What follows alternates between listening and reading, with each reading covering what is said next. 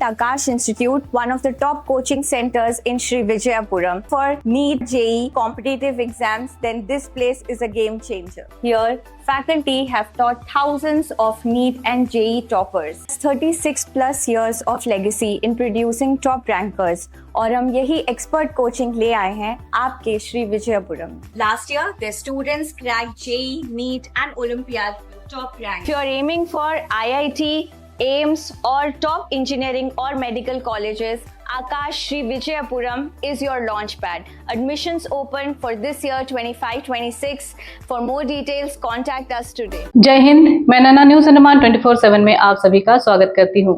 आज उत्तर और मध्य अंडमान के लिए एक महत्वपूर्ण कदम उठाते हुए MP श्री विष्णुपद रे जी ने डिगलीपुर में MP लैड फंड के तहत खरीदी गई नई बसों को हरी झंडी दिखाकर रवाना किया। यह कार्यक्रम डिगलीपुर क्षेत्र में आयोजित किया गया, जहां इन बसों को विधिवत रूप से जनता को समर्पित किया गया।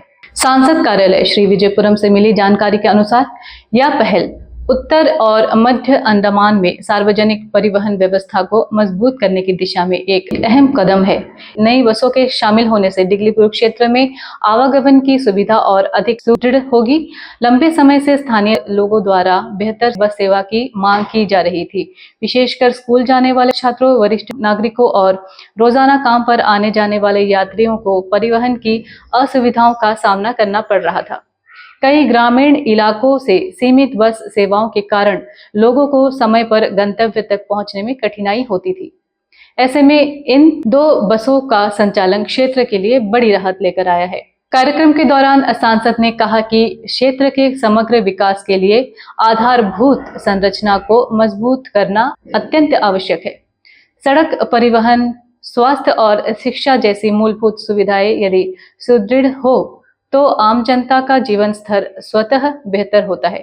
उन्होंने यह भी कहा कि MP लैड फंड का उद्देश्य ही स्थानीय आवश्यकताओं को प्राथमिकता देते हुए विकास कार्यों को गति देना होता है और इसी सोच के साथ इन बसों की व्यवस्था की गई है।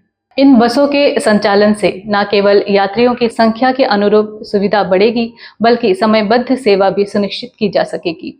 स्कूल के बच्चों को अब लंबा इंतजार नहीं करना पड़ेगा, वहीं बुजुर्गों और महिलाओं को भी सुरक्षित और आरामदायक यात्रा का लाभ मिलेगा। डिगलीपुर और आसपास के क्षेत्रों में दैनिक आवागमन करने वाले लोगों के लिए यह कदम विशेष रूप से महत्वपूर्ण माना जा रहा है। स्थानीय निवासियों ने इस पहल का स्वागत करते हुए सांसद और प्रशासन का आभार व्यक्त करते हुए कहा है कि परिवहन सुविधा में सुधार से शिक्षा, रोजगार और स्वास्थ्य सेवाओं तक पहुंच आसान होगी। विशेष रूप से दूरस्थ क्षेत्रों में रहने वाले परिवारों के लिए यह सुविधा किसी बड़ी राहत से कम नहीं। कार्यक्रम के अंत में बसों को पारंपरिक तरीके से हरी झंडी दिखाकर रवाना किया गया। लोगों में उत्साह और उम्मीद का माहौल देखने को मिला। यह पहल स्पष्ट रूप से दर्शाती है कि उत्तर और मध्य अंडमान में आधारभूत ढांचे को सुदृढ़ करने और जनता को बेहतर गतिशीलता सुविधाएं प्रदान करने के लिए निरंतर प्रयास किए जा रहे हैं। तो कुल मिलाकर डिगलीपुर में 2 नई बसों की शुरुआत न केवल परिवहन व्यवस्था को मजबूत करेगी, बल्कि क्षेत्र के सामाजिक और आर्थिक विकास को भी नई गति प्रदान करेगी। तो ये थी आज की खास रिपोर्ट। ऐसे ही खबरों के लिए आप हमारे साथ जुड़े रहिए।